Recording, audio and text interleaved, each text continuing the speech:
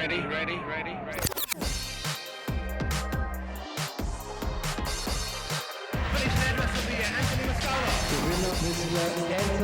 Mascolo. Anthony Mascolo.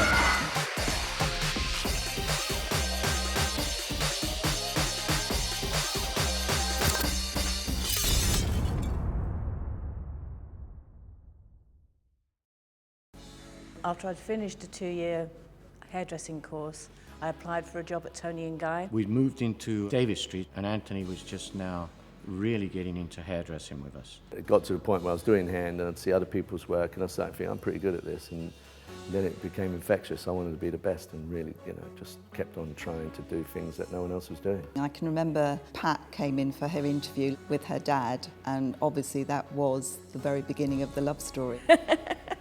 No, we were friends first. She very quickly progressed and became part of Anthony's artistic team. And on doing the shows, she would be immaculate, and finishing, the execution was phenomenal. See my brother, he'd always say, right, I'm going to keep you two. You two should go out, you should be together. He used to always try and push us together. In a selfish way, I thought, man, if these two could get together, this could be really an incredible team. And Toni & Guy could really become big. When we started working together more, and then, things just kind of, changed. I stopped arranging your dates. There you go. When we were on tour, I always took the models' names and he'd say, put a star by that one or put a star by that one.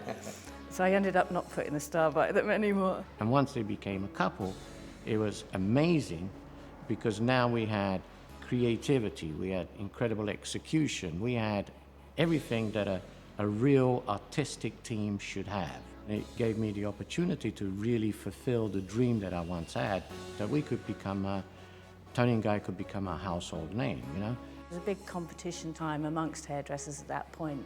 You started to think, you've got to do stuff that's better than theirs.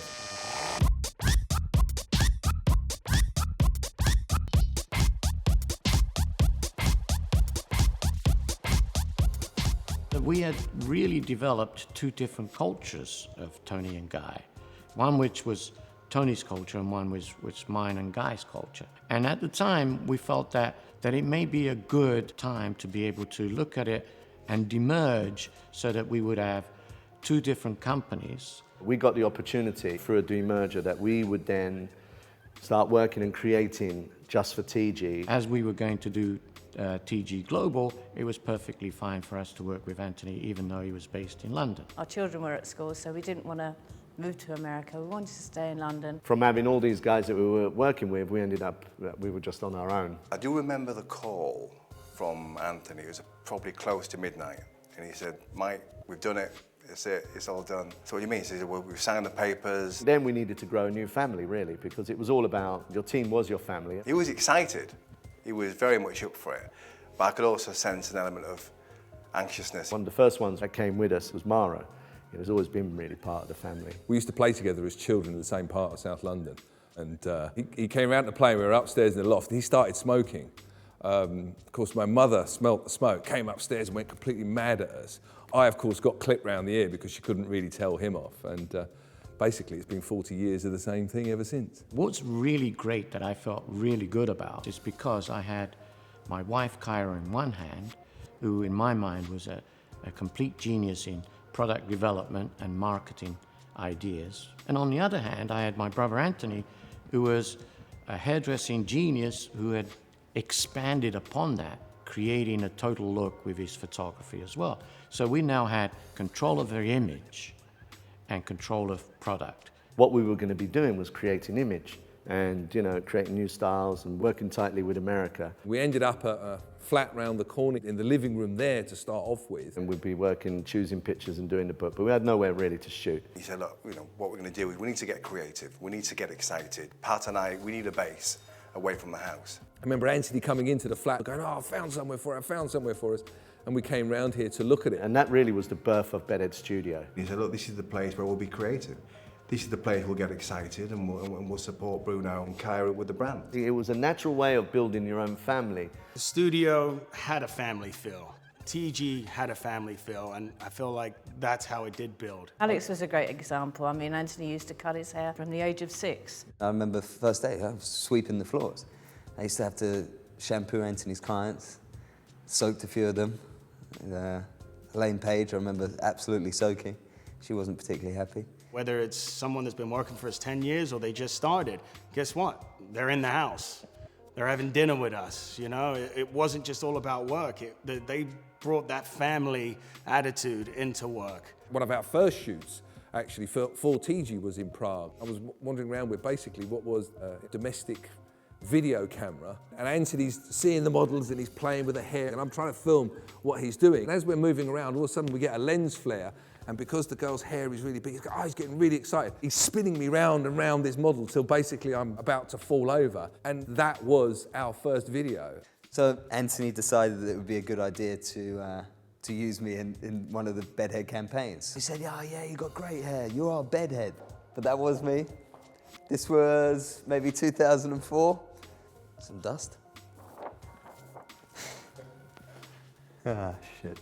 America were coming up with all these great new products and great new ideas for products and saying to Anthony, right, let's have some imagery that we can put out to promote this kind of stuff. We needed to find people that then could aid us in what we wanted to do.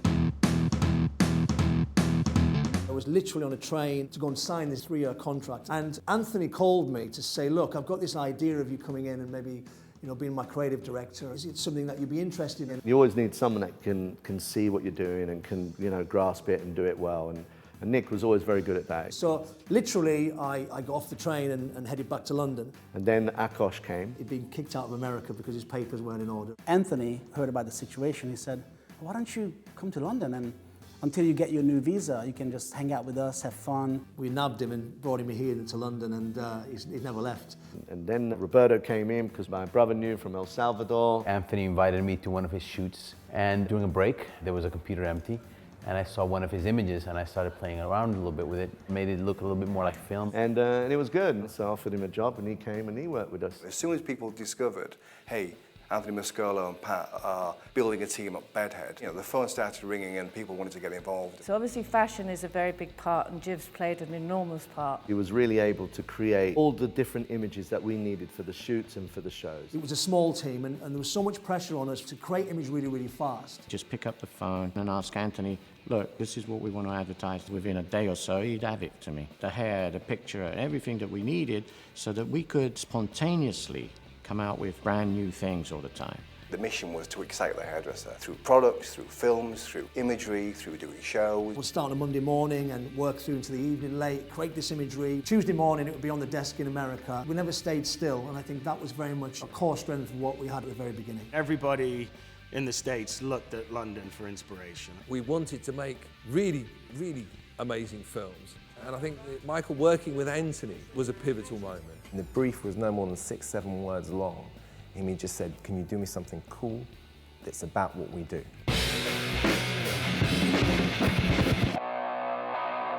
Bedhead TIGI. It's a lifestyle. I had to learn that following what other companies were doing wasn't where we were.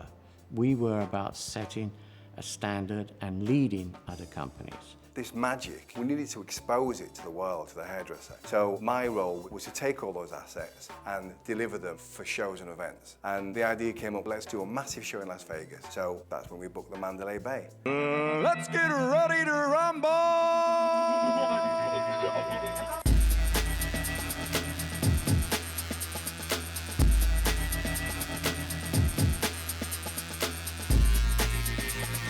They were blown away by it. It was a combination of education, entertainment, creativity. It was amazing. When Bedhead exploded in America, it was a very special time. It was a pivotal point in the company going from a certain level to what it became. Superstars, celebrities, it was being endorsed on TV. It became a household name very, very quickly.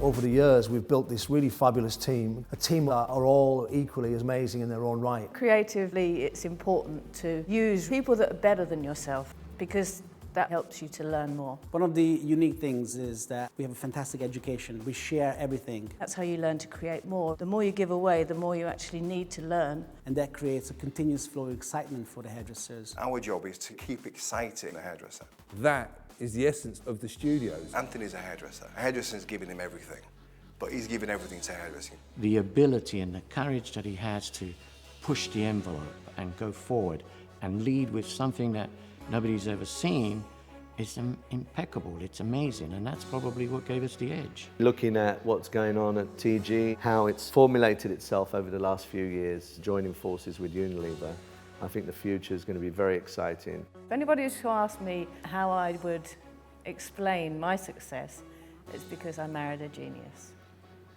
Yeah, well, who else have you married?